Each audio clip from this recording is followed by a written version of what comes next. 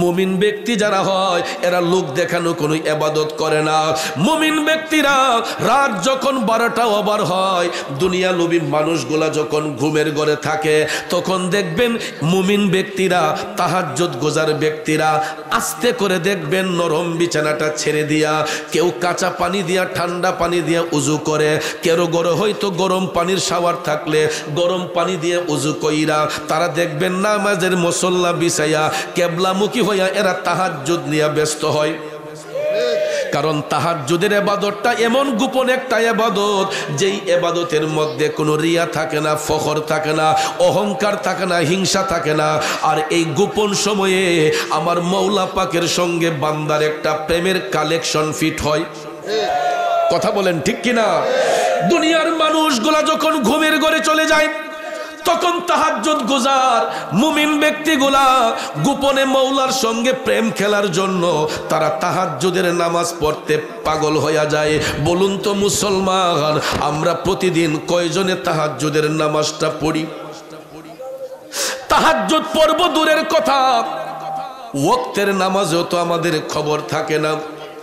আমি চ্যালেঞ্জ করে বলতে পারবো, এখানে যারা বসছি আজকে আমাদের অর্ধেকেরও বেশি মানুষের এশারের নামাজটা কাজা হয়েছে।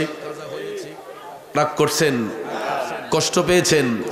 আমি চ্যালেঞ্জ করে বলতে পারবো, যারা এখানে বসছে আজকে অনেকের মাগরিবের নামাজ কাজা হয়েছে, আসরের নামাজটা কাজা হয়েছে, জোহরের নামাজ কাজা হয়েছে, ফজরের কথা কি বলবো, বলতে গেলে লজ্জা লাগে।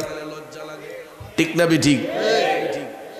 এ বন্ধু, ফজরের নামাজ পড়বই বা কেমন করে? সারাটা রাত তো আমাদের কাছে অ্যান্ড্রয়েড মোবাইল ফোন থাকে। আগে থাকতো পোলাপানের কাছে, ওহন মুরব্বীর ফটো হাত দিল দেখা যায় অ্যান্ড্রয়েড আছে।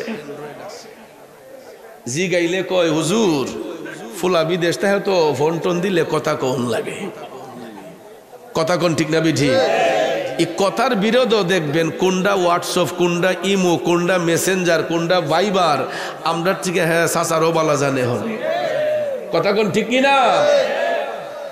বাবাজিরা আমার, বন্ধুরা আমার, এই অ্যান্ড্রয়েড মোবাইলের কারণে অনেকের পরিবারের মধ্যে আন্তরিকতার অভাব হয়েছে। কেমনে জানেননি? সারাটা দিন বাইরে তো টিপাটে পাইছে মোবাইল, গড় আসছে দুইজনে মধুর আলাপ করবো বিছানায় শুয়া, স্বামী স্ত্রীর মধুর আলাপ, ওহন দেয়া যায় মোবাইল দুইজনের হাতে দুইটা, একজনে এই করট আরেকজনে এই করট, টিপতে টিপতে হঠাৎ করে দেখা যায় একজন আগ করে ঘুমাইছে এমদা, আরেকজন এই দিক দা। কথা কোন ঠিক না ঠিক? সহালে ঘুমতে কইটা কারি তোমার করতে কইতে পারছি না, সারাদিন যে বইটা রয়েছে এটার ভিতরে। কথা কোন ঠিক না ঠিক?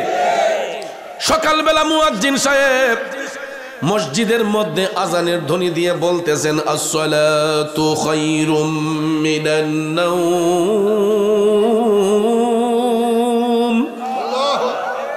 মুয়াজ্জিন সাহেব বলতেছে ঘুম থেকে নামাজ ভালো, ঘুম থেকে নামাজ ভালো।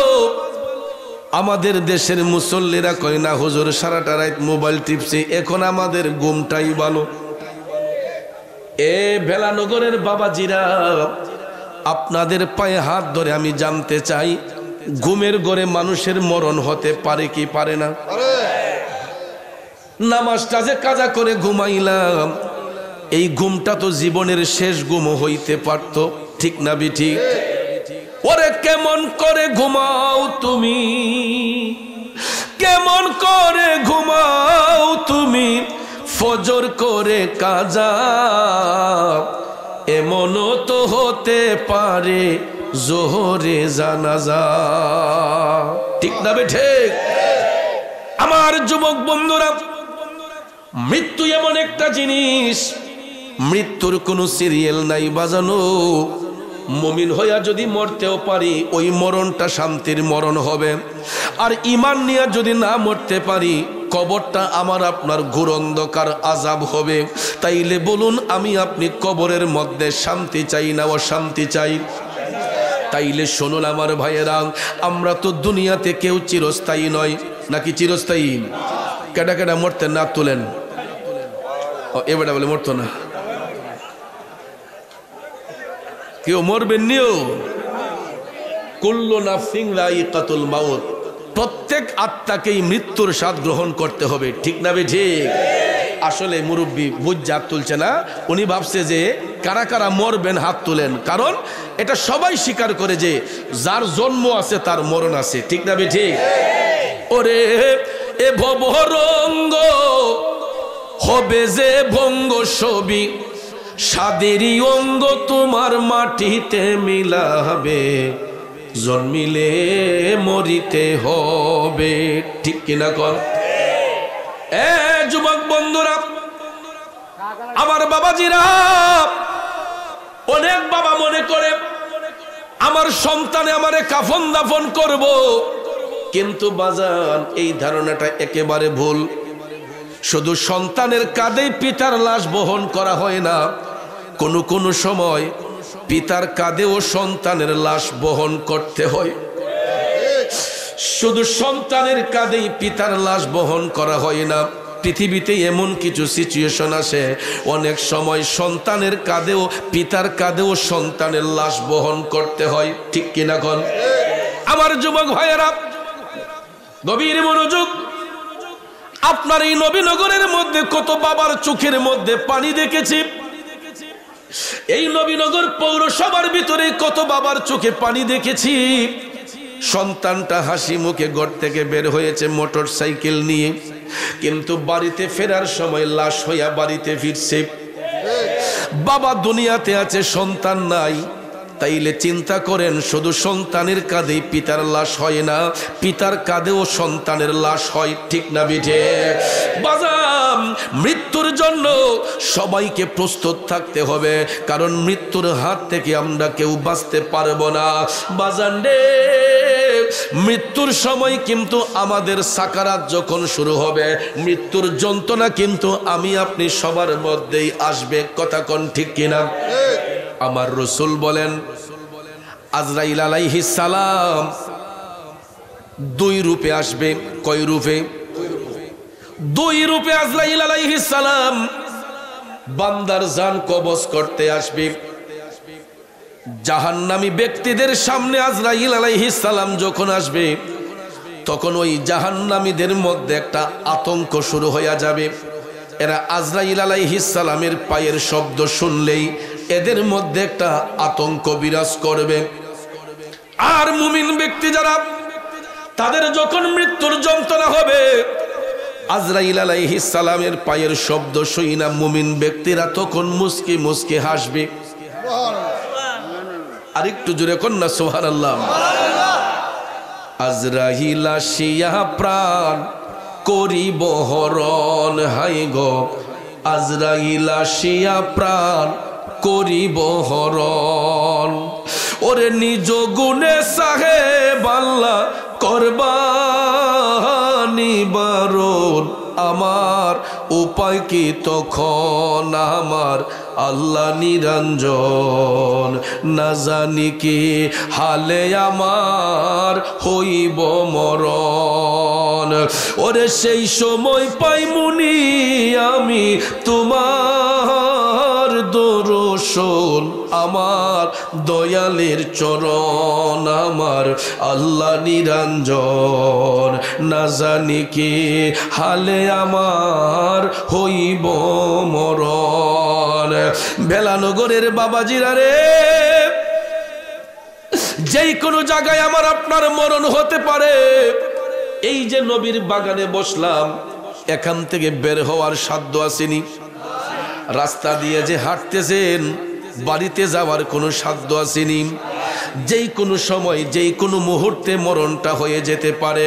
বাজানো, মৃত্যুর যন্ত্রণা যখন শুরু হবে, আমার মদিনার কামলিওয়ালা নবী বলেছেন, যখন সাকারাত শুরু হয়, জাহান্নামী ব্যক্তিদের জান কবজের জন্য মৃত্যুর ফেরেশতা যখন আগমন করে, মালাকুল মউতের পায়ের শব্দ শোনার সাথে সাথে জাহান্নামী ব্যক্তিগুলার চোখগুলা বড় বড় হয়ে যায়, চোখগুলা বড় বড় হয়ে যায়। তখন তাদের মধ্যে এমন একটা হাঁপানি শুরু হয়। আপনারা দেখবেন সাকারাত যখন শুরু হয়, সরকাত অবস্থায় আপনারা দেখবেন অনেক মানুষের জুড়ে জুড়ে শ্বাস নিঃশ্বাস আসে, কথা কোন আসে না? তখন দেখবেন আমরা স্বজনরা চতুর্দিকে বেষ্টন করে বসি, ঘরের যত সদস্য আছে আত্মীয় স্বজনকে খবর দেই যে আমরা অমুক সাপ টানাত ফিরে রইছে। আমরা সাধারণত এটাই বলি নাকি, যে টানায় ফিরে রইছে, কিন্তু এটা সাকারাত, মৃত্যুর যন্ত্রণা। গভীর খুব মনোযোগ। তখন দেখবেন স্বজনরা চতুর্পাশে বেষ্টন করে বৈশা আপনার চামচ হাতে লইয়া পানিটা লইয়া মুখো পানি দেয়, ভাই সাহেব আমার চিনচিননি, আমি অমুক। কইনি কাহা চিনচিনিও, আমি আপনার বাতি যে অমুক। ছেলে ডাক দিয়া কয় আব্বা আমার চিনচিননি, আমি না আপনার ছেলে অমুক। ওই ভদ্রলোক তখন দেখবেন দুইটা চোখ বড় বড় করে তাকায়। আমরা যতই অনয় বিনয় করে বলি না কেন, ওই ব্যক্তি তখন দুনিয়ার কোন সন্তানকে চিনে না, দুনিয়াতে তার স্বজনকে তাকে চিনে না। ওই মুহূর্তে ওই ভদ্রলোকের নজর থাকে, ওই সাকারাতকৃত ব্যক্তির নজরটা থাকে মৃত্যুর ফেরেশতা মালাকুল মউতের দিকে। আমার বাবাজিরা খুব মনোযোগ। এ কোন আর ফুলাফান জীবনে মরতো না।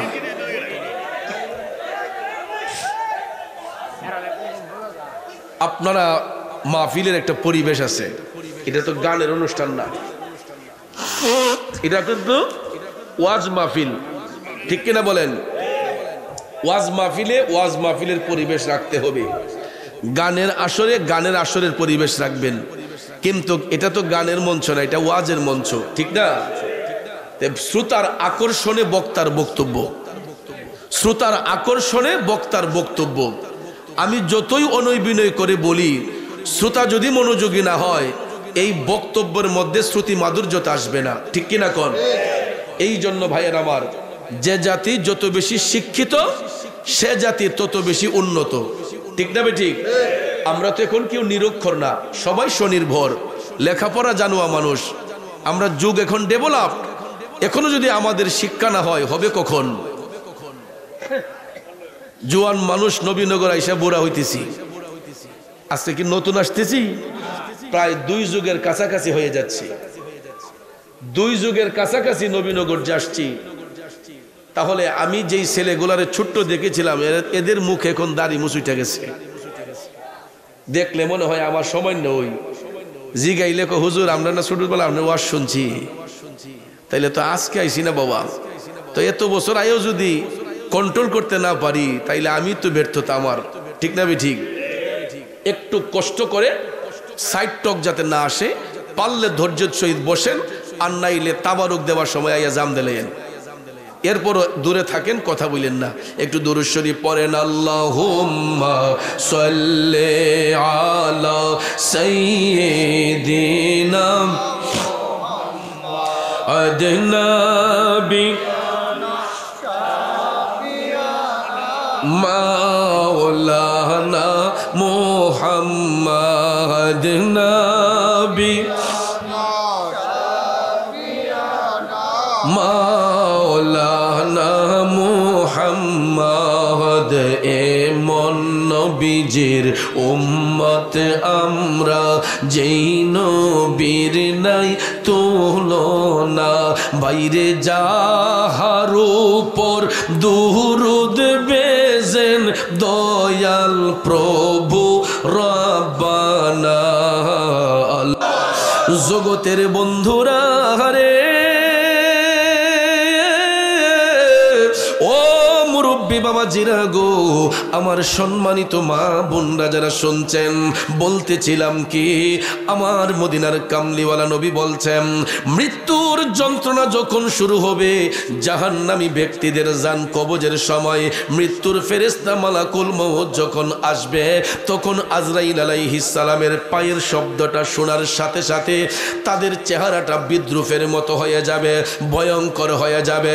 তখন আজরাইল আলাইহিস সালাম পায়ের বৃদ্ধাঙ্গুলে আইসা যখন টিপ শুরু করবে, আস্তে আস্তে উজাম দিকে আসবে, পায়ের বৃদ্ধাঙ্গুল থেকে টিপতে টিপতে টিপতে আস্তে আস্তে নিচটাকে অচেতন কইরা বুকের মধ্যে আইনা যখন একটা চিপ মারবে গো, তখন ভাইয়েরা আমার, আপনারা লক্ষ্য করে দেখবেন, যারা ওই সময় সাকারাতকৃত ব্যক্তির পাশে থাকেন, দেখবেন গলা দিয়ে একটা ঘের ঘের কইরা শব্দ বের হয়, হয় না? এ বন্ধুরা, বাবাজিরা, ঘের ঘের কইরা শব্দটা যখন বের হয়, মৃত্যুর ফেরেশতা মালাকুল মউত তখন যখন ভয়ঙ্কর চিপ দেয়, আজরাইল আলাইহিস সালামের রূপের দিকে তাকাইয়া ওই ব্যক্তি তখন শুধু মৃত্যুর ফেরেশতাকে দেখবে, পৃথিবীর কেউকে তখন আর চিনবে না।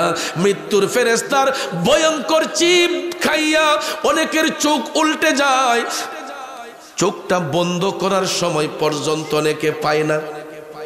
আপনারা লক্ষ্য করে দেখবেন, মৃত ব্যক্তির লাশ যারা ধৌত করে তাদেরকে জিজ্ঞেস করে দেখবেন, এই ভয়ঙ্কর চিপের কারণে আতঙ্কের মধ্যে পইরা অনেক মানুষের পায়খানার রাস্তা দিয়া পায়খানা বের হইয়া যায়, অনেকের মূত্রনালী দিয়া পেশাব বের হইয়া যায়। ঠিক নিও, যারা লাশ ধৌত করে দেখবেন, জিজ্ঞেস করে, অনেক সময় কিছু কিছু মানুষের লাশ ধৌত করলে তাদের পায়খানার রাস্তা দিয়ে ময়লা পাওয়া যায়, পেশাবের মধ্যে, এই লঙ্গির মধ্যে পেশাবের দুর্গন্ধ পাওয়া যায়। এটা হলো যখন যাদের মৃত্যুর যন্ত্রণা ভয়াবহ হয়, ওই ব্যক্তিরা দুনিয়ার মানুষদের উপর যারা জুলুম করে, বেবিচারি করে, নির্যাতন করে, নিপীড়ন করে, অন্যের হক নষ্ট করে, এরা কিন্তু জান্নাতি নয়, এরা জাহান্নামী ব্যক্তি, এরা খারাপ মানুষ। বন্ধুরা, ওই ব্যক্তিগুলা দুনিয়া থেকে যাবার সময় তাদের চেহারাগুলা দেখবেন বিদ্রুপের মতো হইয়া যায়, চোখগুলা বড় হইয়া যায়, চোখ টাইন্নাও লামানো যায় না। অনেক মানুষ ইন্তিকালের পরে দেখবেন তাদের চোখগুলা বড় বড় হয়, আর ওই ব্যক্তিগুলার চেহারাটা বিদ্রুপের মতো হইয়া যায়। এটা হলো দুনিয়াবাসীর চিনার আলামত। যারা মানুষকে কষ্ট দেয়, বেবিচারি করে, যারা অন্যের হক নষ্ট করে, ওই লোকগুলা দুনিয়া থেকে গেলেও দুনিয়ার মানুষ চিনতে পারবে যে সে যে খারাপ মানুষ ছিল। কারণ ওই ব্যক্তিটা যখন কবরে যাবে, ওই ব্যক্তিটা যখন কবরে যাবে, আখেরাতের প্রথম ঘাঁটি হইল কবর। আখেরাতের প্রথম ঘাঁটি কি? এখানে তিনটা প্রশ্ন করা হবে। কয়টা? এই তিনটা প্রশ্নের আনসার কইরা পরের ধাপগুলা পার হতে হয়। কিন্তু ওই ঘাটে যেই ব্যক্তি আটকা পড়ে যাবে, আর একটা ঘাটও ওই ব্যক্তি পার হতে পারবে না। এই জন্য আমার নবী কামলিওয়ালা বলেছেন, জাহান্নামী ব্যক্তিগুলা যখন কবরে যায়, জাহান্নামী ব্যক্তিগুলা যখন কবরে যায়, জাহান্নামী ব্যক্তিগুলা যখন কবরে যায়, ওই কবরের মধ্যে মুনকার নাকির ফেরেশতার আগমন হয়। মুনকার নাকির ফেরেশতার আগমন হয়। দুইজন ফেরেশতা, মুনকার এবং নাকির, এই দুই ফেরেশতা আইসা কবরের মধ্যে সওয়াল করবেন। কয়টা? তিনটা প্রশ্নের মধ্যে একটা প্রশ্ন হলো, ওয়ামান হাজার রুজুল, বলো তোমার রসুলকে। তখন আমার মদিনার কামলিওয়ালা নবীকে সশরীরে কবরের মধ্যে হাজির করা হয়। আমার নবী মরানা জিন্দা, এটা সিহাসিত্তার হাদিস দ্বারা প্রমাণ। যার যার কবরে সশরীরে আমার রসুলকে হাজির করা হয়। যখন প্রশ্ন করা হয়, ওমান হাজার রুজুল, ভাইয়ের আমার, ওই যে দুর্বল ফাটি মুনাফিক বেঈমানের খন্নাসের দলেরা বলে যে এরকম কোন প্রশ্ন নাকি কবরে করা হবে না। কারণ ওই যে এখানে ওয়ামান হাজার রুজুল নবীজির কথা আসছে, আবার যখন দেখছে সিহাসিত্তার হাদিস পাল্টানো যায় না, কয় না, কবরে নবীজির ছবি আইনা হাজির করইব। তাইলে নবীর ছবিটা উঠাই রেখে না, রসুল কি ছবি উঠাইছে? এরপরে যখন দেখছে যে ইডা দিয়েও প্রমাণ করা যাবে না, কয় না, মদিনা শরীফের সাথে নবীর রওজার সাথে ওই কবরের একটা কানেকশন, সুরঙ্গ হইয়া যায়। এরপরও বিশ্বাস করতে চায় না যে রসুল কবরে হাজির হতে পারেন। আমার নবী কবরে আসতে পারে কি পারে না? এই জন্যই পারে, কারণ নবীর উপাধি হচ্ছে রাহমাতাল লিল আলামিন। আলাম হচ্ছে এক বচন, এর বহু বচন হচ্ছে আলামিন।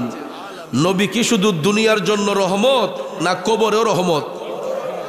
হাসরে রহমত, মিজানে রহমত, ফুলসিরাতে রহমত। আল্লাহর গোটা সৃষ্টি জগতে যতটা জগৎ সমূহ আছে, যেখানে আল্লাহ রাব্বুল আলামিন, সেখানে রসুল হচ্ছেন রাহমাতাল লিল আলামিন। আল্লাহর বেলায়ও বহু বচন, নবীর বেলায়ও বহু বচন, রাব্বুল আলামিন, আলামের বহু বচন আলামিন। আল্লাহ হচ্ছেন কুল কায়নাতের পালন কর্তা, ঠিক কিনা? তিনি কুল কায়নাতের পালন কর্তা। আল্লাহ কয় যেখানে আমি রাব্বুল আলামিন গোটা জাহানের পালন কর্তা, সেখানে আমার হাবিব হবে রাহমাতাল লিল আলামিন, গোটা জাহানের জন্য রহমত। যেখানে আল্লাহর প্রশংসা আমার আল্লাহ সেখানে নবীর প্রশংসা রাখছে, ঠিক কিনা বলেন? যেখানে আল্লাহর প্রশংসা সেখানে নবীর প্রশংসা, যেখানে লা ইলাহা ইল্লাল্লাহ সেখানে মুহাম্মদুর রাসূলুল্লাহ, যেখানে মক্কাতুল মুকাররমা সেখানে মদিনাতুল মুনাওয়ারা, যেখানে মসজিদ সেখানে মাদ্রাসা। কথা বলেন ঠিক না বেঠিক? এখন প্র্যাকটিক্যালি প্রমাণ নেন। লা ইলাহা ইল্লাল্লাহ কালেমা লিখতে আরবি যতটা অক্ষর লাগে, মুহাম্মদুর রাসূলুল্লাহ লিখতে আরবি ততটা অক্ষর লাগে, মক্কাতুল মুকাররমা লিখতে আরবি যতটা অক্ষর লাগে, মদিনাতুল মুনাওয়ারা লিখতে আরবি ততটা অক্ষর লাগে।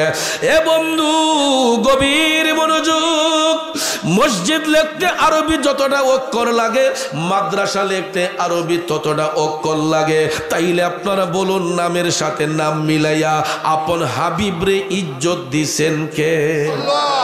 আল্লাহ দিয়েছেন নবীকে সম্মান, তোমার হিংসায় হবে কি? আল্লাহ দিয়েছেন নবীকে সম্মান, ঠিক কিনা?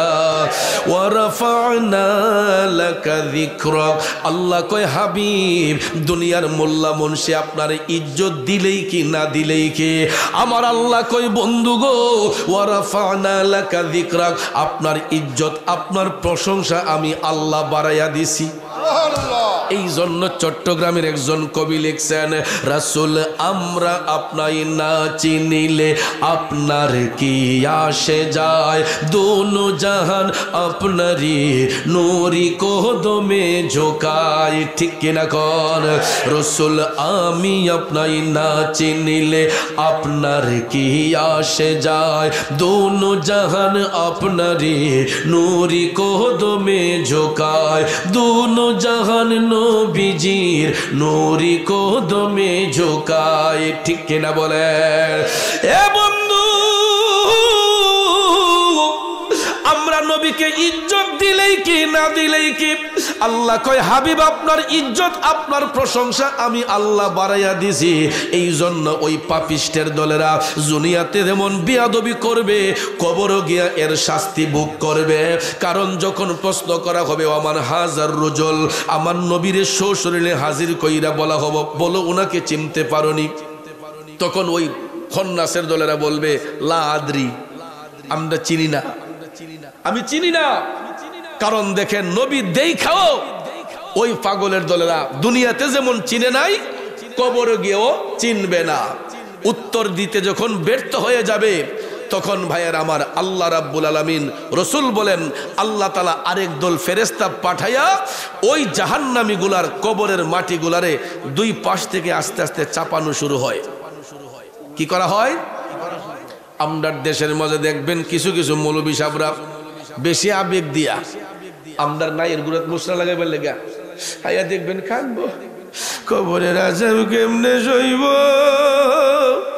কবরে সাপে কামড়াইব, এমন কান্দিনি? বাবাজিরা আমার বুঝাইয়া বলতে হবে, মুমিনদের কবরে সাপ আসবে না, ইমানদারের কবরে গুরজে মারবে না, ঠিক না বেটি? সাপ আসবে জাহান্নামীদের কবরে, বেঈমানদের কবরে। মুমিনদের কবরে সাপ না, মুমিনদের কবরের মধ্যে কোনো আযাব হবে না। এই জন্য মৌলভী সাহেবরা বুঝাইয়া বলতে হবে সবার কবরের মধ্যে সাপ আসবে না, মুমিনদের কবরে কখনো সাপ আসবে না, কারণ মুমিনদের কবরটা নূরের মহল হইয়া যাইব। আর জাহান্নামীদের কবরে রাখার পরে তিনটা প্রশ্নের উত্তর যখন দিতে পারবে না, দুই পাশের মাটি তখন আস্তে আস্তে চাইপা ওই ব্যক্তিদের বডির মধ্যে, ওই যে দুনিয়াতে বাহাদুরি করছেন আসেন এমন বাহাদুর, ওই ইহুদি খ্রিস্টানদের টেহাডি খাইয়া গারমুডা করছে, কথা কোন ঠিক না বেটি? ভাবছে যে আমি তো এলাকার মস্তান, কিন্তু ওই মস্তানি একদিন বের হয়ে যাবে, যেই দিন ঘোর অন্ধকার কবরে নেওয়া হবে। ঠিক কিনা কম? ওরে সৃষ্টিকর্তার ইশারাতে যেতে হবে মাটির নিচেতে, আরে চলবে না আর বাহাদুরি, চলবে না আর বাহাদুরি, যাহা করতে দুনিয়ায় হায়রে যাহা করতে দুনিয়ায়,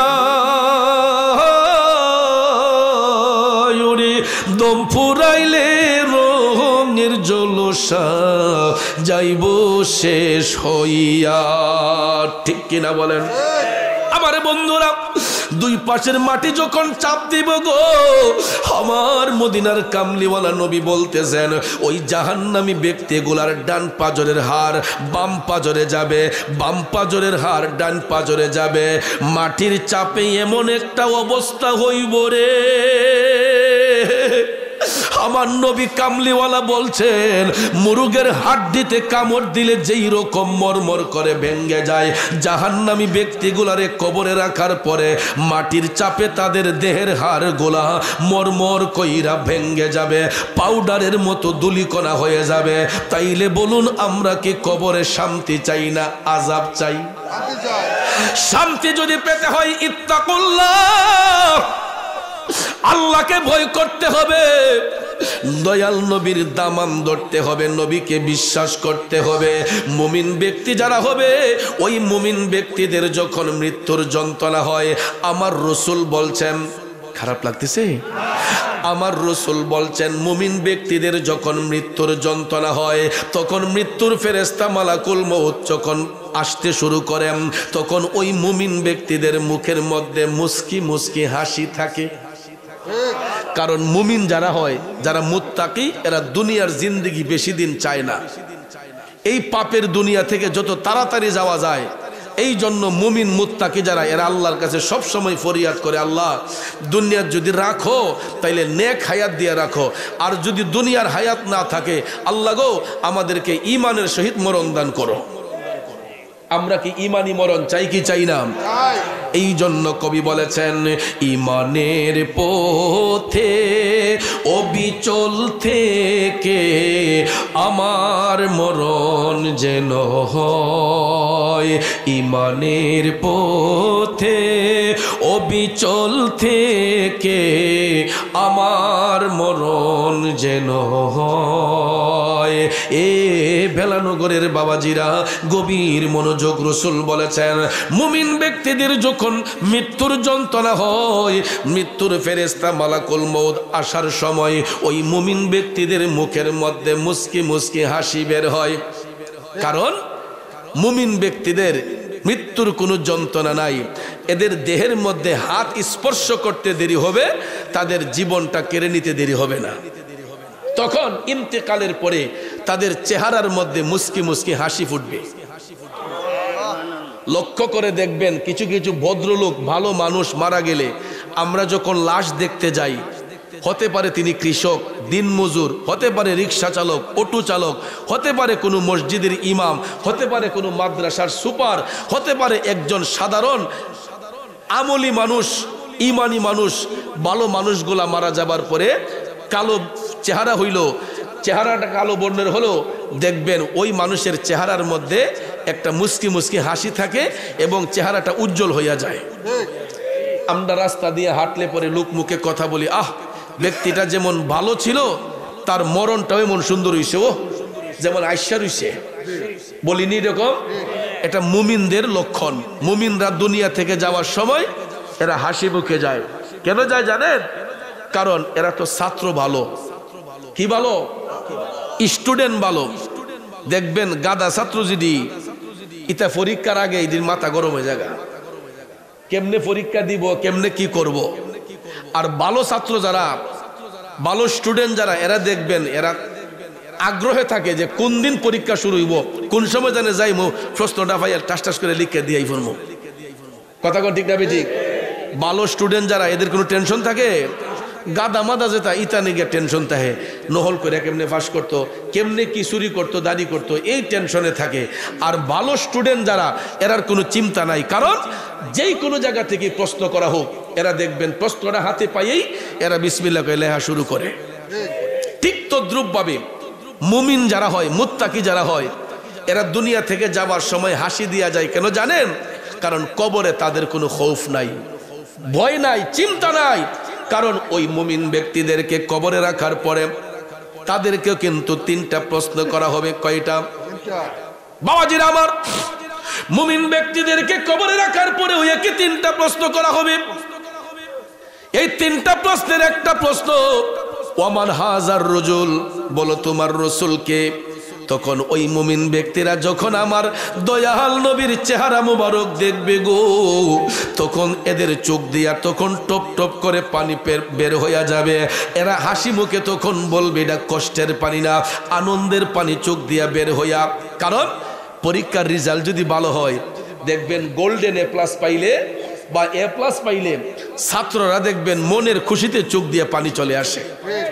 ঠিক না বেঠিক?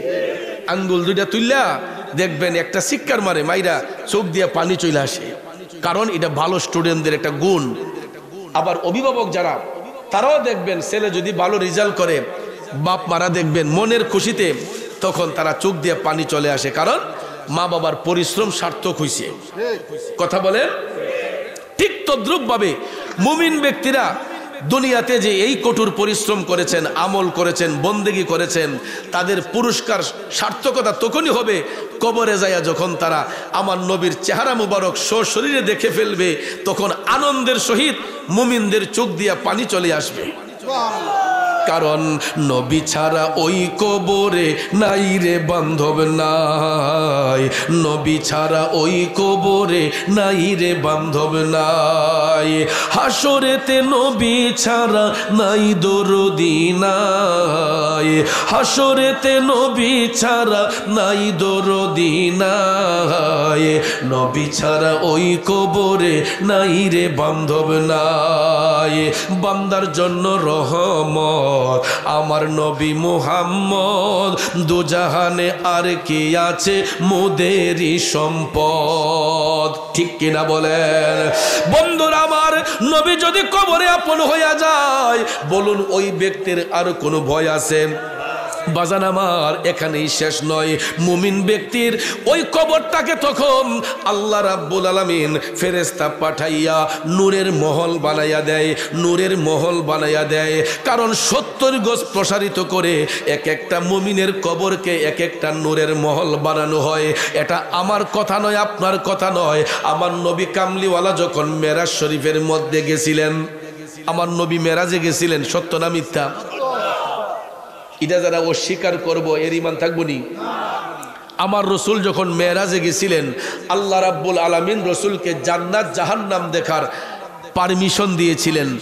জিবরাইল আলাইহিস সালাম নবীর সঙ্গে আমার রসুল যখন জান্নাতে প্রবেশ করলেন, জান্নাতে প্রবেশ করেই রসুল দেখতেছেন কিছু কিছু নূরের মহল দেখা যায়, এক একটা ঘরের মধ্যে এক একটা লোক বসে আছে। নবীজি মুস্কি হাসতেছেন, কারণ তার আগে রসুল জাহান্নাম দেখেছেন। জাহান্নাম দেখতে গিয়া রসুল দেখলেন জাহান্নামে শুধু দুর্গন্ধ। কি গন্ধ? দুর্গন্ধ আর আযাবের দৃশ্য। এইগুলা দেখতে দেখতে আমার রসুল চোখের পানি ছেড়ে কাঁদতে কাঁদতে পেরেশান। তারপরে যখন জান্নাতে প্রবেশ করলেন, রসুল জান্নাতে প্রবেশ করে দেখতেছেন কিছু কিছু নূরের মহল দেখা যায়, এক একটা মহলের ভিতর এক একটা লোক বসা। আমার নবী মুস্কি মুস্কি হাসতেছেন। সুবহানাল্লাহ কন্যা। দয়াল নবী মুস্কি মুস্কি হাসতেছেন। জিবরাইল আলাইহিস সালাম কয়, নবী গো, আপনি যেই মহলগুলা দেখতেছেন এইগুলা দুনিয়ার কোনো ঘর বাড়ি না। নবী গো, এইগুলা আপনার মুমিন উম্মতের এক একটা কবর। সুবহানাল্লাহ। ইয়া রাসূলুল্লাহ, আপনি যেই ঘরগুলা দেখতেছেন এইগুলা দুনিয়ার কোনো ঘর বাড়ি না নবী গো, এই ঘরগুলা আপনার মুমিন উম্মতের এক একটা কবর। নবী গো, আপনার উম্মতের মধ্যে যারা নেককার ছিল, মুমিন ছিল, ওই মুমিন ব্যক্তিরা দুনিয়া ছেড়ে আসার সময় দুনিয়াবাসীরা যদিও তাদেরকে 3.5 হাত কবরে শায়িত করছে, কিন্তু আমার আল্লাহ রহমতের ফেরেশতা পাঠাইয়া ওই কবরগুলাকে নূরের মহল বানিয়ে দিছে। এই জন্য কোনো আল্লাহর ওলির ওফাতের পরে, কোনো আল্লাহর ওলির ইন্তেকালের পরে আমরা দেখবেন তাদেরকে দাফন করে মাজার শরীফের জায়গাটা একটু বড় পরিসরে রাখি না? আল্লাহর ওলিগণ মারা গেলে দেখবেন আমরা তাদেরকে দাফন করে মাজারের জায়গাটা একটু বড় করে রাখি। আর এটা দেখলে আমাদের দেশের কিছু কিছু দুর্বল মুনাফিক মুসলমানদের শরীরের মধ্যে জ্বালাফোড়া শুরু হয়ে যায়। কথা কোন ঠিক না ঠিক? ভাইয়েরা আমার, গ্রামের ভাষায় একটা কথা বলে যে বাপ দাদার নাম নাই সান মোল্লা বিয়াই, আর আমরা সিলেটের ভাষায় বলে যে জারু সিলাই সিন্নি খাইলাই মোল্লা সিল্লাই না। কথা কোন? আমার মনে হয় ওই সমস্ত খন্নাসের দলরা এরা যদি ধুতি কাপড় পরতো এটা মনে হেরার লাগে ভালো আছিল নাকি? লেংটি শহীদ যে ধুতি কাপড় এটা পরলে মনে হয় খুব ভালো আছিল। আজকে এই ধুতি কাপড় থেকে সেলাইযুক্ত কাপড় আমাদেরকে পরার সুযোগ করে যিনি দিয়েছেন, এই ব্যবস্থা যিনি করে দিয়েছেন, উনি কে জানেন? সুলতানুল বাংলা হযরতে বাবা শাহজালাল মুজাররদ ইয়ামুনি রহমাতুল্লাহ আলাইহি, যিনি 360 আউলিয়ার বিশাল বাহিনী নিয়ে এই বাংলার জমিনে এসে রাজা গৌরগোবিন্দকে পরাজিত করে গোটা বাংলার জমিনকে আবাদ করেছেন। আর আজকে সেই শাহজালালের দেশে বাস করে শাহজালাল বাবার মাজার ভাঙ্গার পরিকল্পনা করো। 90 থেকে 95টা মাজার শরীফ ভাঙ্গা হয়েছে। 90 থেকে 95টা মাজার শরীফ ভাঙ্গা হয়েছে এই বাংলার জমিনে। যারা ভেঙ্গেছে এরা কোনো হিন্দু গোত্রের লোক নয়, খ্রিস্টান নয়, বৌদ্ধ নয়, ইহুদি নয়, নাসারা নয়, এরা লেবেল লাগানো তৌহিদি জনতার নামে একদল লোক, যাদের মাথায় টুপি, মুখে দাড়ি, পরনে পাঞ্জাবি, এইগুলা লাগাইয়া তারা হাতের মধ্যে লাঠি নিয়ে, বাঁশ নিয়ে আল্লাহর ওলিদের মাজার শরীফের ইটগুলাকে খুলেছে। খোলাতে কি ভালো হয়েছে না খারাপ হয়েছে? গতকালকে একটু টের পাইছেননি? আমার আল্লাহ ছাড় দেয় কাউকে ছেড়ে, এটা হইল রেড সিগন্যাল। এটা কি গতকালকে যেটা পাইছেন, এটা রেড সিগন্যাল। এবং এটাও বুঝতে হবে এই রেড সিগন্যাল কিন্তু যেই জায়গাগুলোর মধ্যে বিয়াদবি করা হয়েছে এই সমস্ত জায়গাগুলোর মধ্যে বেশি হয়েছে। চট্টগ্রাম 12 আউলিয়ার দেশ, সেখানে এতটা আঘাত আনে নাই। সিলেট 360 আউলিয়ার পুণ্যভূমি, সিলেটের মানুষ এতটা টের পাই নাই। কিন্তু এছাড়া বাকি 64টা জেলার বিভিন্ন জেলা উপজেলা রাজধানী সহ গতকালকের যেই ভূমিকম্প আসছে, কের পক্ষ থেকে ভূমিকম্প পাঠাইছে কে? কেউ কি কারো গড়ের একটা ইট দেখা দিয়ে লড়াই করবো? কিন্তু আমার আল্লাহ কেমন কারিগর, তিনি কেমন কারিগর, পুরাটা দেশ তছনছ করে লিছে একটু দেখা দিয়াতে। কথা কোন ঠিক না ঠিক? তো আমার আল্লাহ ছাড় দেয়, কাউকে ছেড়ে দেয় না। আর ভূমিকম্প, টর্নেডো, সিডর এইগুলা কিন্তু এমনিতেই আসে না।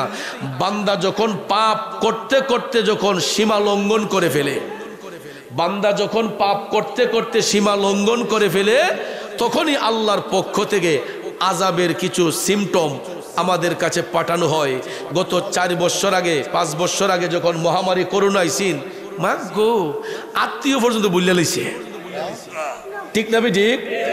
আত্মীয় স্বজন বুঝলে লইছে, কয় আমরা ভাই আইন না, হাত দিয়া বন্ধুর লগে মুসাফা করব। কয় বন্ধু সরি, তারে খাইয়া লইব করুণা।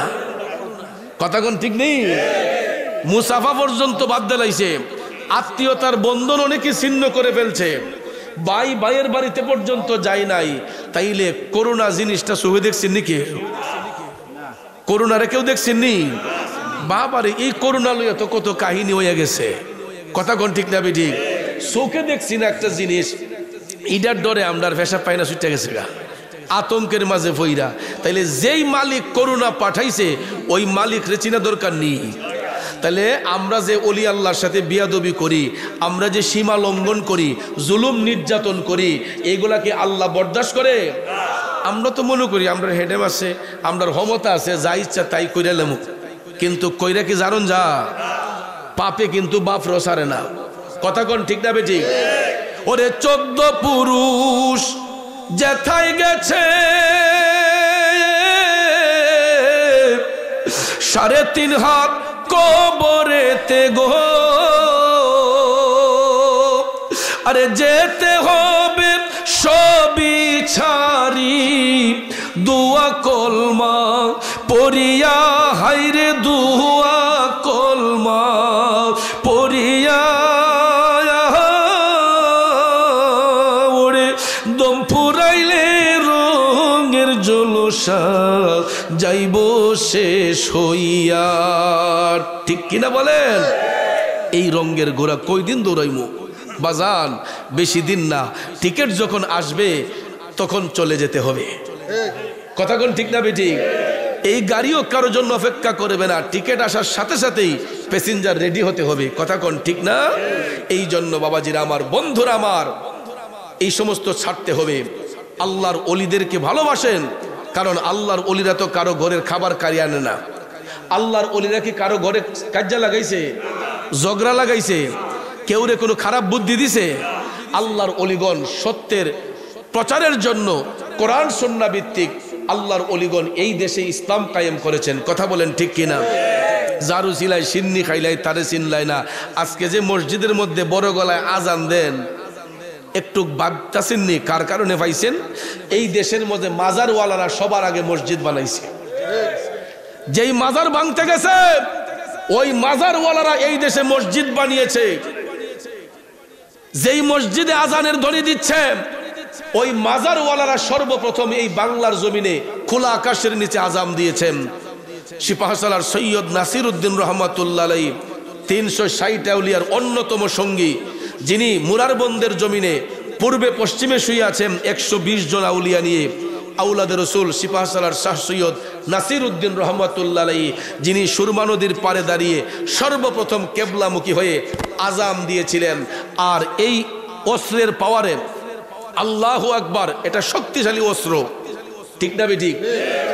এটা গ্রেনেড, কামানের চাইতে ধারালো অস্ত্র। আল্লাহু আকবার যখন ধ্বনি দিয়েছিলেন, সিপাহসালার সৈয়দ নাসির উদ্দিন রহমাতুল্লাহ আলাইহি এক করে পড়ে গেছে।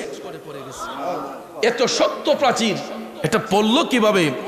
আল্লাহর ওলির ঈমানি জজবা নিয়ে যখন তিনি আল্লাহু আকবার বলেছেন, এই শব্দ দেওয়ার সাথে সাথে রাজা গোরগোবিন্দের শক্ত প্রাচীরটা ঠাস করে ধসে পড়ে গেছে।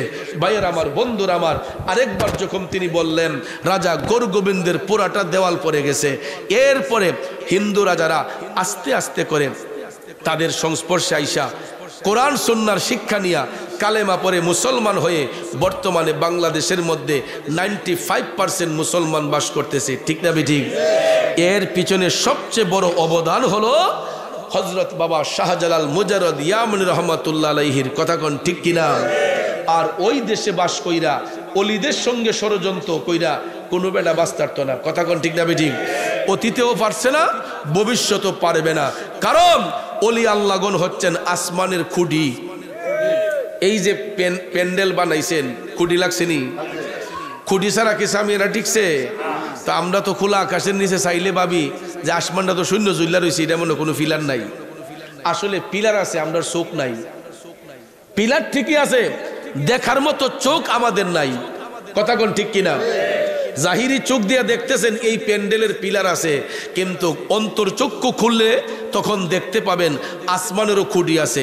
আসমানের পিলার হচ্ছে এই জমিনে নেককার সালেহীন আল্লাহর ওলি যারা শুয়ে আছেন, যাদের বিচরণ জমিনে হয়েছে, এই জমিনের সালেহীন বান্দারা হচ্ছেন আসমানের পিলার। আর নাইলে আমি আপনি যেই পাপ করি, অন্যায় করি, আমাদের পাপের কারণে এই জমিন কবেই ধ্বংস হইয়া যাইত। একবার ভাইবা দেখেন, সন্ধ্যা থেকে এই পর্যন্ত, সকাল থেকে এই পর্যন্ত কতটা নেক কাজ করছি আর কতটা গুনার কাজ করছি। হিসাব করলে দেখা যাবে নেকের চাইতে গুনার কাজটাই বেশি হয়েছে। নাকি মিথ্যা বললাম? বাবাজিরা আমার, কিন্তু ওলিদের জীবনী পড়ে দেখেন, আল্লাহর ওলিদের জীবনী পড়ে দেখেন, আল্লাহর ওলি যারা হয় এরা কখনো মিথ্যা কথা বলে না। আল্লাহর ওলি যারা হয় এরা কখনো মানুষকে কুপরামর্শ দেয় না। মুমিন যারা হয় এরা কোনো সময় মানুষদেরকে কুবুদ্ধি দেয় না। মুমিন যারা হয় এরা সব সময় মানুষদেরকে সৎ পথে পরিচালিত করে, মানুষদেরকে ভালো কিছুর শিক্ষা দান করে। এমনই একজন মুমিন আল্লাহর ওলি যিনি ভারতবর্ষে হরিয়ানা প্রদেশের মধ্যে জন্মগ্রহণ করেছিলেন, ওনাকে বলা হয় পানিপথের আল্লাহর ওলি। ভারতবর্ষে কলন্দর একটা শহর আছে, হরিয়ানা প্রদেশের অন্তরালে কলন্দর একটা শহর আছে। ওই কলন্দ শহরের অন্তরালে আরেকটা এলাকা আছে, ওই এলাকাটার নামকরণ হয়েছে পানিপথ। ওই পানিপথে একজন আল্লাহর ওলি আছে গো। এই আল্লাহর ওলির নাম হচ্ছে হযরতে বুয়ালি শাহ কলন্দর রহমাতুল্লাহ আলাইহি। চিল্লাইয়া বলেন না সুবহানাল্লাহ। বুয়ালি শাহ কলন্দর তিনি আল্লাহর একজন মেহবুব বান্দা ছিলেন।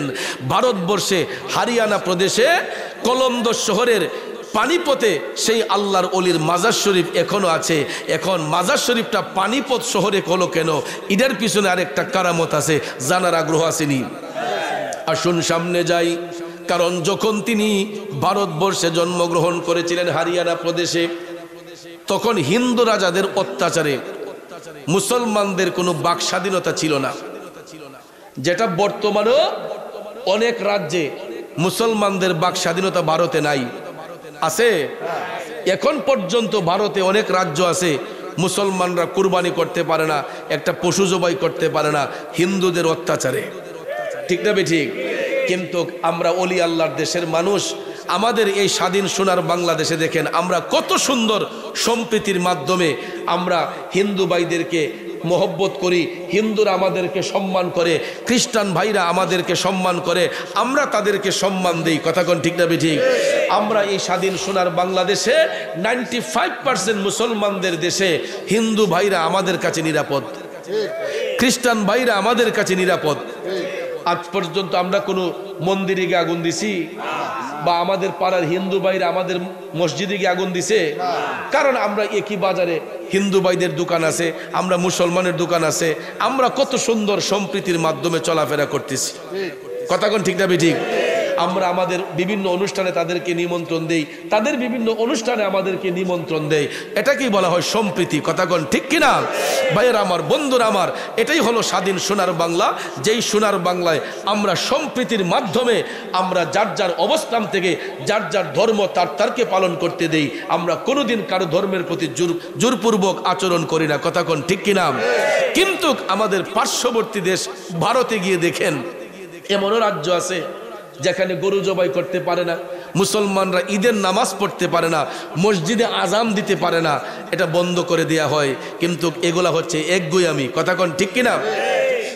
যখন বুয়ালি শাহ কলন্দর হরিয়ানা প্রদেশে জন্মগ্রহণ করলেন, বাবাজিরা আমার, মুসলমানদের তখনও কোনো বাক স্বাধীনতা ছিল না, মুসলমানদের তখনও বাক স্বাধীনতা ছিল না। আল্লাহ আল্লাহ জিকির করাতে এরা অনেক সময় বুয়ালি শাহ কলন্দরকে আঘাত করত, মারপিট করত। কিন্তু মারপিট খাওয়ার পরেও বুয়ালি শাহ কলন্দর কখনো ঈমান বিক্রি করেন নাই। বুয়ালি শাহ কলন্দর জীবন দিতে প্রস্তুত ছিলেন, ঈমান দিতে প্রস্তুত ছিলেন না।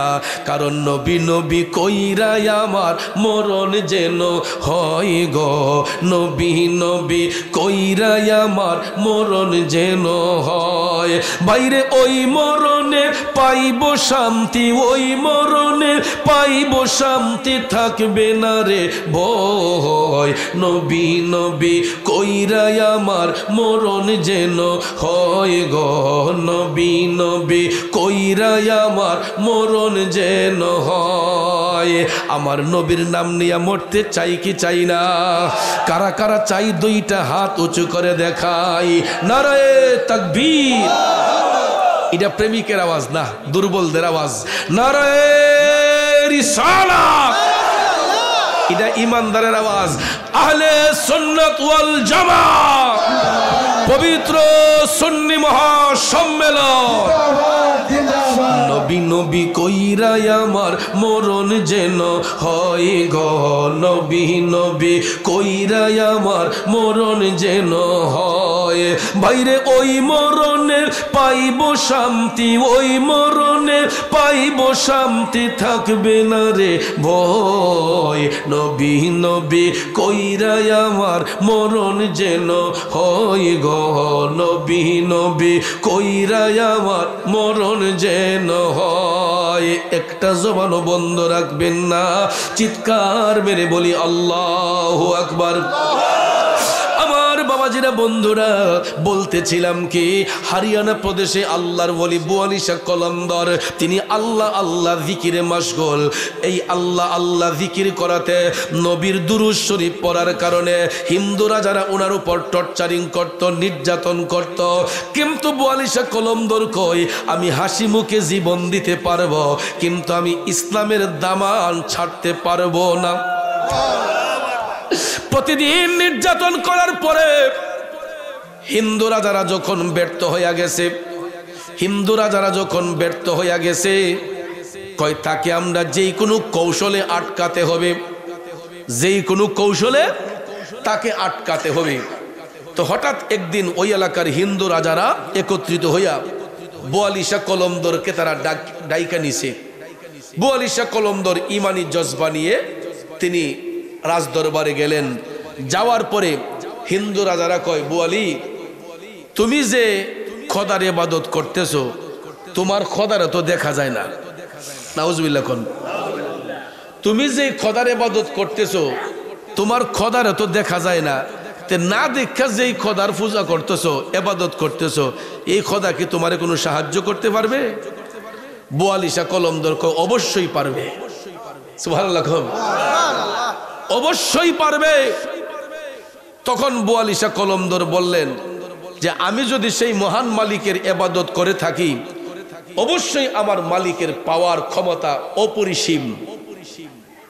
তখন রাজারা বলতেছে, আমরা যদি যাচাই করতে চাই, তুমি কি সেটা দেখাতে পারবে? বুয়ালি শাহ কলন্দর বললেন, কিভাবে?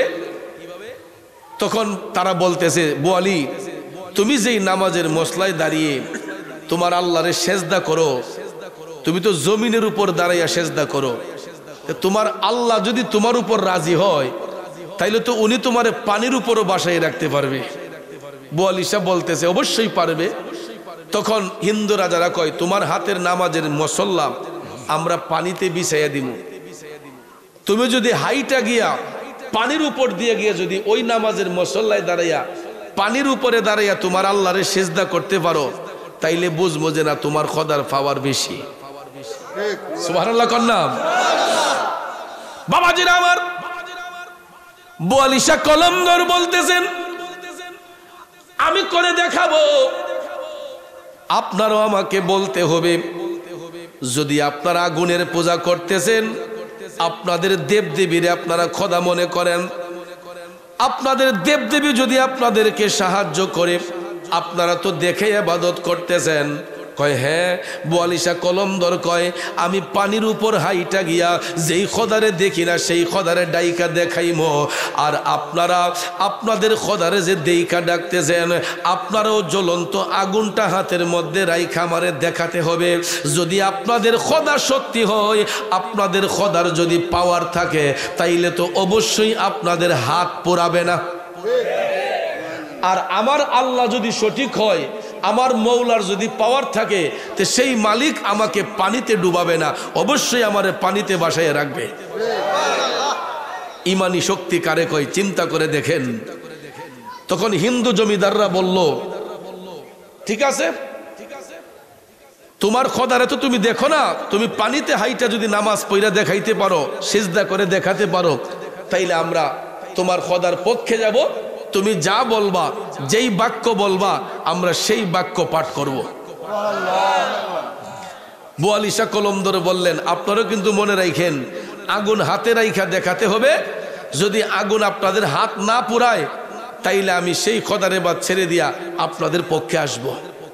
তো এরা ভাবছে যে বুয়ালির তো এখানে কেউ নাই, আমরা তো তান্ত্রিক আছে, যারা তন্ত্রমন্ত্র করে, জাদুবিদ্যা করে। তো এই রাজারা কি করছে, এলাকার যত তান্ত্রিক ছিল, হরিয়ানা প্রদেশের যত তান্ত্রিক ছিল, যারা তন্ত্রমন্ত্রে বিশ্বাসী ছিল, জাদুবিদ্যায় বিশ্বাসী ছিল, সমস্ত তান্ত্রিকদেরকে রাজদরবার আইনে হাজির করছে।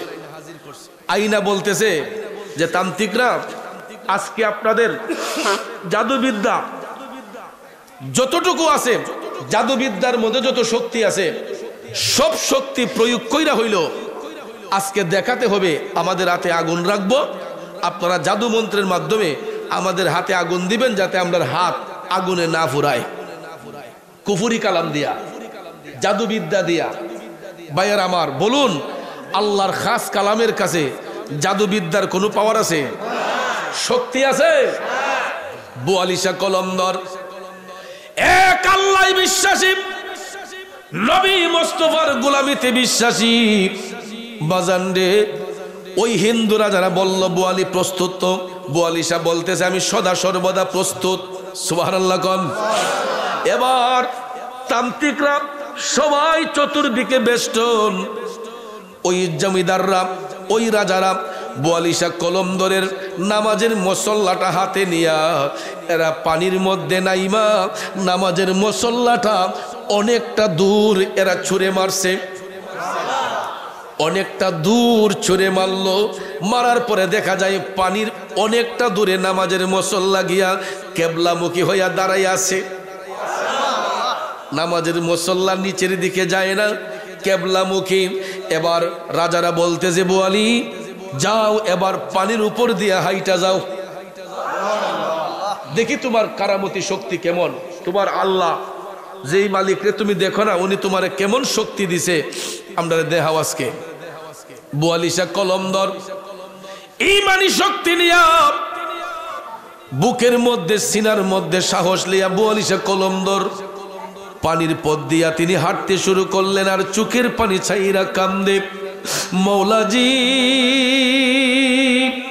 তোমার রহিম নামটি থাকিতে আমি পাপী ডুইবা যাইতাম নি। করিম রহিম নামটি তোমার, আল্লাহ কাদের গুণী আমি পাপী ডুইবা যাইতাম নি। বোয়ালিশা কলমদর আমার আল্লাহরে ডাক দিয়া কয়, আল্লাহ আমি গোলাম, তো তুমি মালিকের গোলামি করি। আমি বোয়ালি, তো তুমি মালিকের গোলামি করি, তোমার হাবিবের গোলামি করি। আল্লাহ গো, এই এলাকার মধ্যে ইসলামের পক্ষে আর কেউ নাই, এই সমস্ত তান্ত্রিকরা জাদুবিদ্যায় বিশ্বাসী। আল্লাহ আমি অদম বোয়ালি, তুমি মৌলার গোলামি করি, তোমার সিজদা করি। আল্লাহ তুমি তো পাহাড়কে সমুদ্র বানাও, সমুদ্রকে পাহাড় বানাও। আল্লাহ তুমি মরারে জিন্দা করো, জিন্দারে মরা করো। আল্লাহ তুমি যার ইচ্ছা ইজ্জত দেও, যার ইচ্ছা বেইজ্জতি করো। আল্লাহ আমি বোয়ালি বিশ্বাস করি, তোমার হাবিবের উসিলায় তুমি অদম বোয়ালিকে কবুল করে নিও। এই বলিয়া বোয়ালিশা কলমদর আল্লাহর উপর তাওয়াক্কুল হইয়া যখন তিনি পানির পথ দিয়ে হাঁটতে গেলেন, দেখা যায় পানির মধ্যে পাও রাখলে পাউটা নিচে যাবে না, ভাসবে? অবশ্যই নিচে যাবে। কিন্তু বোয়ালিশা প্রথম পাটা যখন পানির উপর রাখলেন, আমার আল্লাহ না জানি নিচে কি ফিট কইরা দিছে গো। বোয়ালিশা কলমদর তো নিচের দিকে যায় না। এবার দেখা যায় পানির উপর দিয়া একটা একটা কাক দিয়া, একটা একটা কদম দিয়া হাইটা হাইটা বোয়ালি নামাজের মুসল্লার মধ্যে দাঁড়াইয়া নদীর মাঝখানে যাইয়া বাসমান হইয়া আমার আল্লাহ হয়তো বডিটারে তুলার মতো পাতলা বানাইয়া দিছে গো। নামাজের মধ্যে দাঁড়াইয়া বোয়ালিশা কলমদর যখন আল্লাহু আকবার বলে ডাক দিয়া নিয়ত বাঁধছে, দেখা যায় আল্লাহু আকবার বলতে না বলতেই নদীর যেখানে তিনি দাঁড়িয়েছিলেন পানির চতুর্দিকে একটা চর ভাইসা উঠছে। আমার আল্লাহ পারেনি, জোরে কোন পারেনি? তুমি রাখো কি বা মাহারো এই দয়া করো, থাকিতে যেন তোমায় না ভুলিও, থাকিতে যেন তোমায় না ভুলি, তুমি রাখো কিবা মারো, এই দয়া করো, থাকিতে যেন তোমায় না ভুলি। এ বন্ধু আমার আল্লাহ ৪২ কলমদর যেখানে গিয়া দাঁড়াইলেন তার চতুর্পার্শ্বে একটা চর বাসাইয়া দিছে। ৪২ কলমদর নামাজ পইরা আবার পানির উপর দিয়া হাইটা হাইটা হিন্দু জমিদারদের কাছে আসলেন। আল্লাহু আকবার। এখন ৪২ কলমদর বললেন, আপনারা যা বলছেন আমি তা কইরা দেখাইছি, এখন আপনারা প্রস্তুত হন। তো এরা তো বেড়াইতে ভাবছে যে আমরার যেহেতু তান্ত্রিক আছে, আমরার সমস্যা কি? আমরার তোর সমস্যা নাই। তখন তান্ত্রিকরা তাদের জাদুবিদ্যার মধ্যে যত শক্তি আছিল সব শক্তি প্রয়োগ করতেছে, সুমন্ত্র সুদিতাছে আর কি। কিন্তু এটা কোনো কাম হইব? আল্লাহর ওলিদের কাছে কোনো কাজ হবে এগুলা? ভাইয়ারা আমার, তান্ত্রিকরা তাদের জাদুবিদ্যা করতেছে আর হিন্দু জমিদাররা সারি বেঁধে বসছে, কয় দেন আগুন। এরা তো দেবতা সামনে লইয়া যখন আগুন যখন হাতের মাঝে দিছে সারবনি,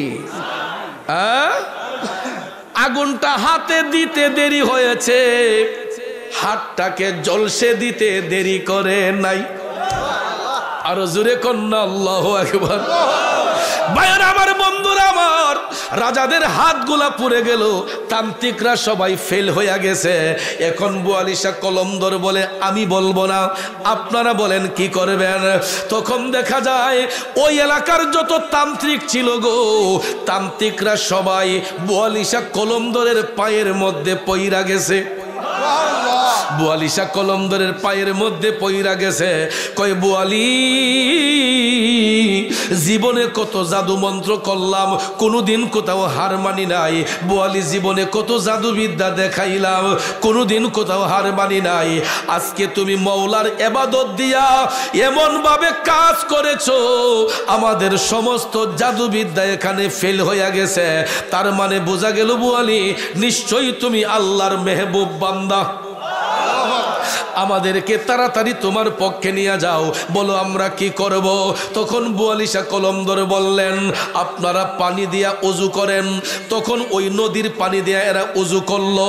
সমস্ত তান্ত্রিকরা যখন ওযু কইরা আসছে, ৪২ বলতেছেন আপনারা পড়ুন, লা ইলাহা ইল্লাল্লাহু মুহাম্মাদুর রাসূলুল্লাহ সাল্লাল্লাহু আলাইহি ওয়াসাল্লাম। জুরে কি সুবহানাল্লাহ বলবেন না? ভাইয়ের আবার, যাদেরকে দিয়া রাজারা পাওয়ার দেখাইছিল ওই সমস্ত তান্ত্রিকরা কালেমা পরে মুসলমান হয়ে গেছে। এখন তান্ত্রিকরা যেখানে মুসলমান হয়ে গেছে, রাজারা কি আর পারবো না হইয়া? এখন ওই রাজারাও বলতেছে যে ৪২ কলমদর, আমরা আমাদের ভুল বুঝতে পেরেছি। যেখানে আমাদের যাদেরকে আমরা শক্তি হিসেবে ব্যবহার করি, আমাদের তান্ত্রিকরা যেখানে কালেমা পরে মুসলমান হয়ে গেছে, আমরা আর বাকি থাইকা লাভ কি? আমাদেরকে কালেমা পরে মুসলমান বানিয়ে দেব।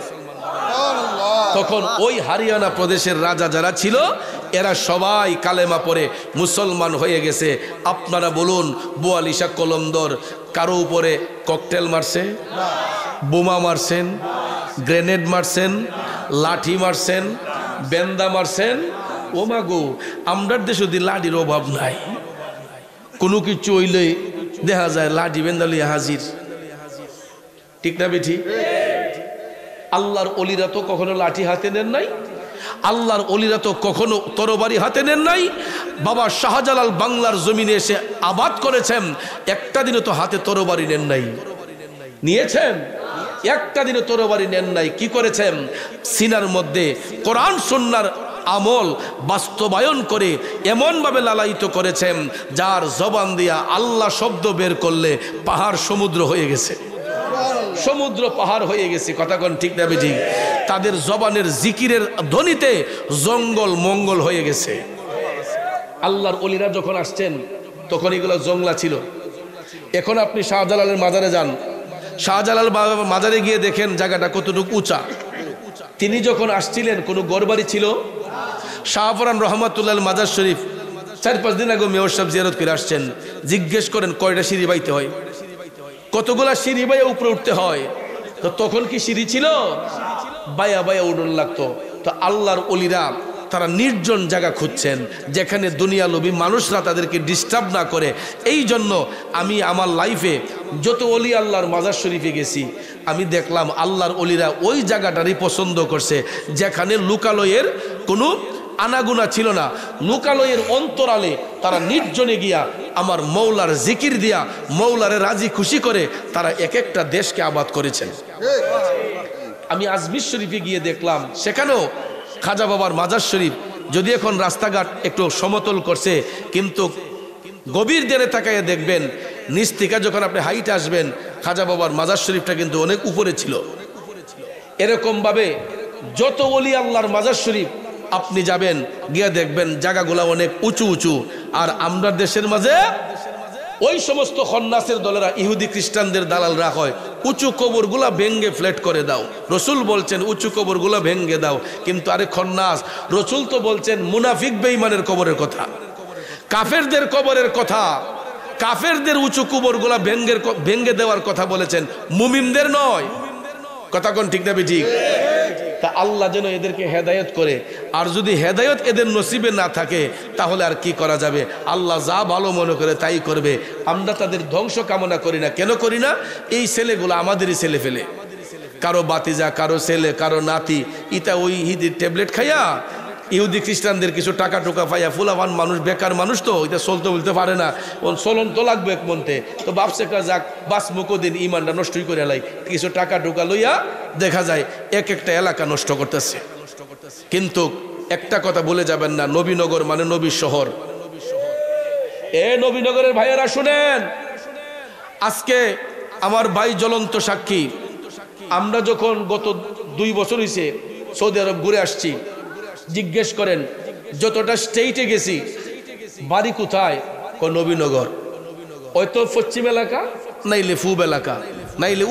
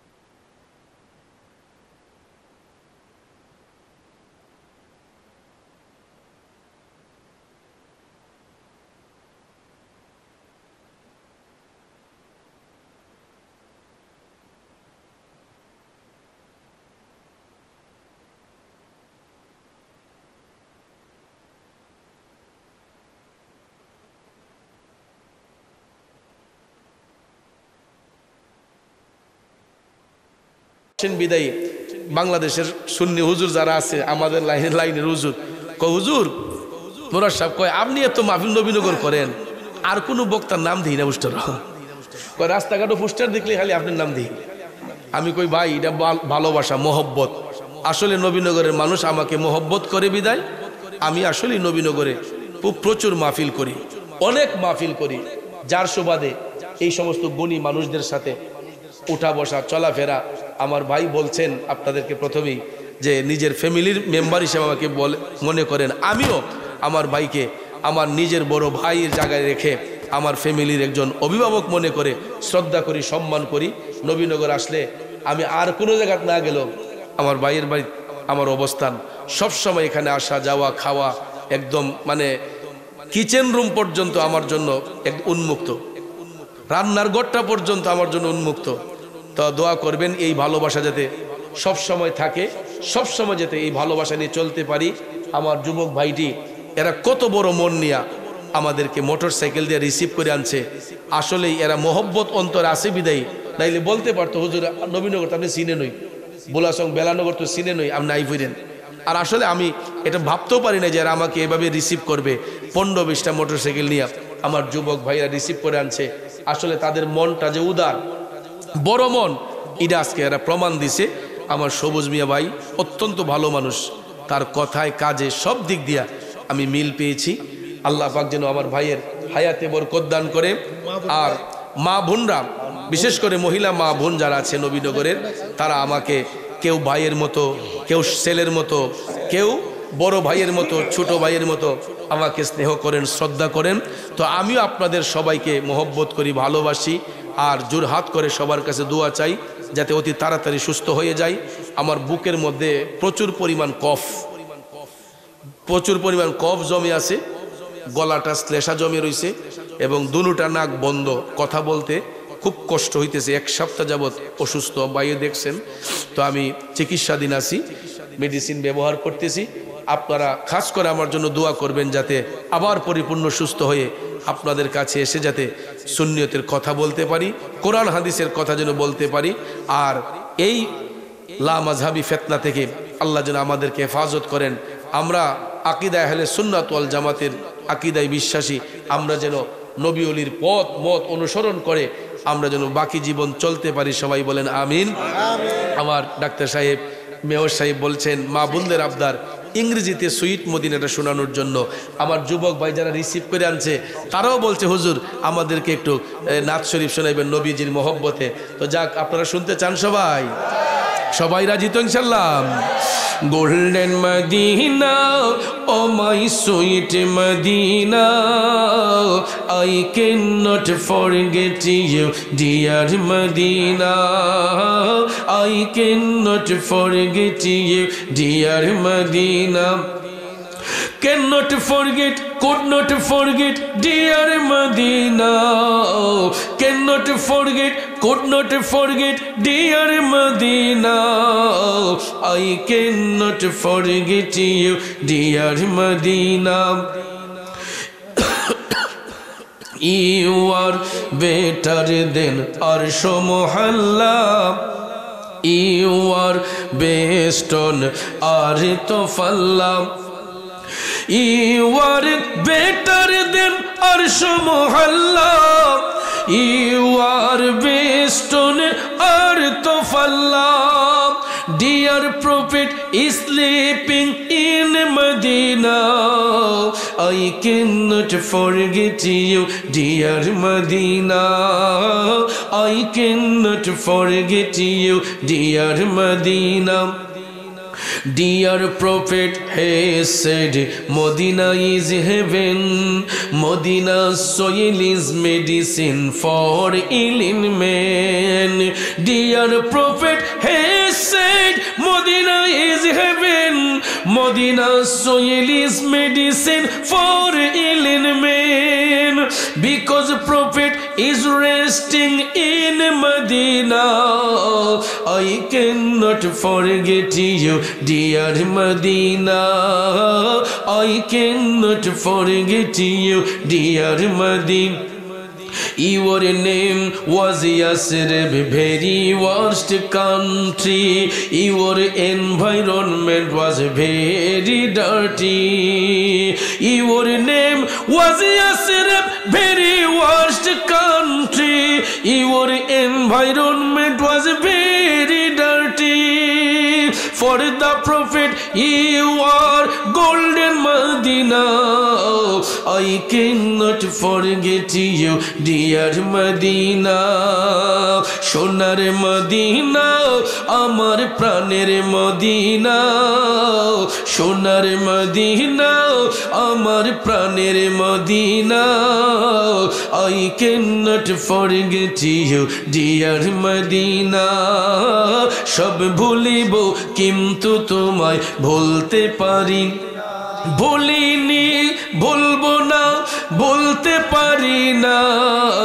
ভুলিনি, ভুলবো না, বলতে পারি না।